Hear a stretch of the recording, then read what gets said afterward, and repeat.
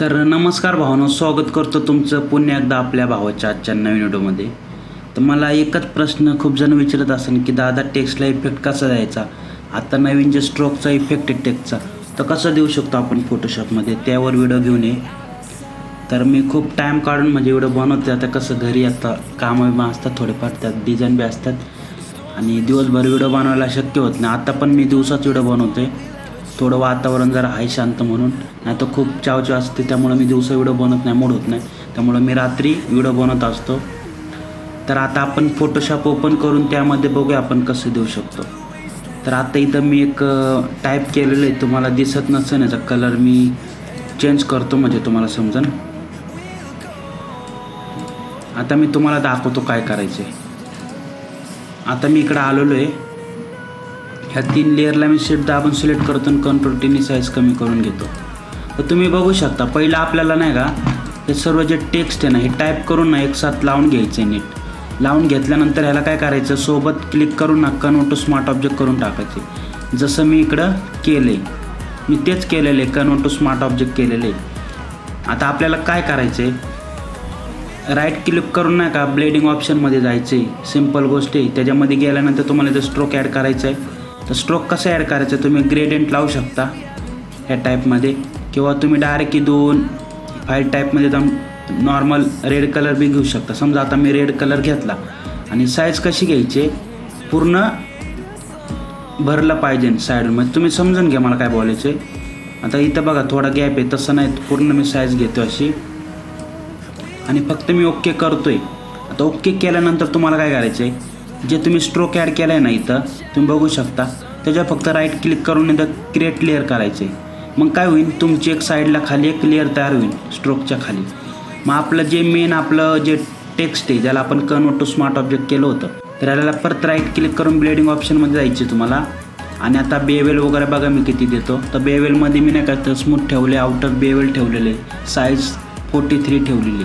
आणि प्रत्येक वेळेस पोरं म्हणतात की दादा टेक्स्टवर व्हिडिओ आण, इफेक्ट कसा द्यायचा. तर प्रत्येक टेक्स्टचा इफेक्ट हा त्याच्या बॅकग्राऊंडवर ठरलेला असतो. म्हणजे जसं बॅकग्राऊंड असं ना तसं द्यावं लागतं. समजा मी तुम्हाला एक सांगितलं, तुम्ही तेच कॉपी पेस्ट केलं ना, ते अप्लाय नाही होणार आहे. मी जसं बॅकग्राऊंड घेतले, डार्क घेतलं असेल तर डार्कवर ते अप्लाय होतं असतं जास्त. तिथं मी बेवेल नाही का डेप्थ वगैरे बघू शकता तुम्ही, मी किती ठेवलेली, 573 ठेवलेली. त्यानंतर साईज 43 ठेवलेली आणि ऑपिसिटी वाढवू शकतो मी अशी पाहिजे तेवढं ॲडजस्ट करा तुम्ही. इथं एवढं सेटिंग आहे, स्क्रीनशॉट मारू शकता. त्यानंतर इनर शॅडोमध्ये मी काय केलेलं आहे, कलर डॉच ठेवलेला आहे 75, ऑपिसिटी आहे त्याची 75. त्यानंतर डिस्टन्स 17 ठेवलेले आहे, साईज 16 ठेवलेली आहे, एवढं ठेवलेलं आहे. कलर डॉचनी काय होतं, वरतून एक इफेक्ट पडतो. मी तुम्हाला ग्रेडियंट कलर लावून दाखवतो. आता बघा हा मी ग्रेडियंट कलर दिलेला आहे येलो कलरचा हावाला. आणि जे आपलं इनर शॅडो आहे तुम्ही बघू शकता, झूम करून दाखवतो. वरून एक व्हाईट कलरची आलेली आहे. समजा आता मी इथं दुसरं घेतलं ना नॉर्मल वगैरे, एवढं काय दिसणार नाही. हार्ड लाईट घेतलं तरी एवढं काय दिसत नाही. ते कलर डॉजने ना का पूर्ण वरतून असे हे पडते, लाईट पडते. आता मी जर ह्याचा डिस्टन्स कमी केला ना, तुम्ही बघू शकता पूर्ण गेलेले. आपल्याला जेवढं पाहिजे ना तेवढं आपण ठेवू शकतो असं. आणि याची साईज पण वाढू शकता तुम्ही. तर मी आता साईज एवढी ठेवतो आहे नॉर्मल. हे झालं. त्यानंतर इथं ड्रॉप शॅडो आहे, तर तुम्ही ड्रॉप शॅडो बी ठेवू शकता. नॉर्मल मी ऑपिसिटी कमी करतो अशी. तर आपलं असं झालेलं आहे. आता आपल्याला काय करायचं आहे, जे आपलं आपण स्ट्रोक ॲड केलेला आणि त्याची न्यू लेअर घेतलेली आपण क्रिएट केली ती, त्याला तुम्ही फक्त फिल्टरमध्ये येऊन नाही का इथं नॉईस ॲड करू शकता. आता मी तर नॉईस ॲड केलेलं आहे, तुम्ही बघू शकता किती भारी इफेक्ट पडलेला आहे. मी झूम करून दाखवतो तुम्हाला, हे बघा. आणि तुम्हाला जर वाटलं स्ट्रोकला पण आम्हाला शॅडो वगैरे द्यायचा, लाईट वगैरे द्यायचे, तर तुम्ही स्ट्रोकला पण अजून ह्याची साईज कमी करू शकता. स्ट्रोकवर स्ट्रोक ॲड करतो मी येलो कलरचा असा, ते बघू शकता तुम्ही. असं मी ॲड केलेलं आहे. परत तुम्ही याला ड्रॉप शॅडो बी देऊ शकता. परत जर तुम्हाला जर वाटलं ग्रेडियंटमध्ये पाहिजे मला, ग्रेडियंट कलर देऊ शकता. आणि खूप जण काय करतात, स्ट्रोकच्या ॲडमध्ये नाही का, समजा आता याला मी परत कन्वर्ट टू स्मार्ट ऑब्जेक्ट केलं, ह्याच्यामध्ये समजा मला काहीतरी ॲड करायचं अजून टेक्स्चर वगैरे, किंवा तुम्ही काय पण म्हणा दुसरं. आता मी तुम्हाला काहीतरी ॲड करून दाखवतो त्याच्यात. आता समजा मला हे ॲड करायचं आहे त्याच्यामध्ये, किंवा ह्याला मी असं बॅकग्राऊंडला घेऊन गेलो ना तरी बघा हे ओके दिसतंय. आणि तुम्ही ह्याला पण राईट क्लिक करून क्लिपिंग मास्क करू शकता. इथं बघा क्रिएट क्लिपिंग मास्क आहे, ते पूर्ण आतमध्ये जाईल. त्यानंतर तुम्ही ह्याची चेंज करू शकता. सॉफ्ट लाईट वगैरे असं देऊ शकता नाही का. आता बघू शकता तुम्ही कसं झालेलं आहे. तर तुम्ही असा इफेक्ट देऊ शकता टेक्स्टला.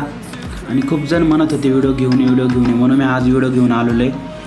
आणि अजून तुम्ही ह्याचं आपण जे स्ट्रोक दिला होता त्याला आपण कन्वर्ट टू स्मार्ट ऑब्जेक्ट केले. तुम्हाला जर हे आउटर नको असेल तर कन्वर्ट टू स्मार्ट ऑब्जेक्ट केलेले त्याचे डबल टॅप करा आणि इकडून स्ट्रोक बंद करा. परत कंट्रोल एस केलं ना तर ते ऑटोमॅटिक इकडे चेंज होऊन जाईल. मी तुम्हाला दाखवतो. हे बघा इथे आउट आपलं स्ट्रोक गेलेलं आहे. तर तुम्ही असं देऊ शकता इफेक्ट वगैरे. तर तुम्हाला व्हिडिओ कसा वाटला ना आजचा खाली कमेंट बॉक्समध्ये मला नक्की सांगा.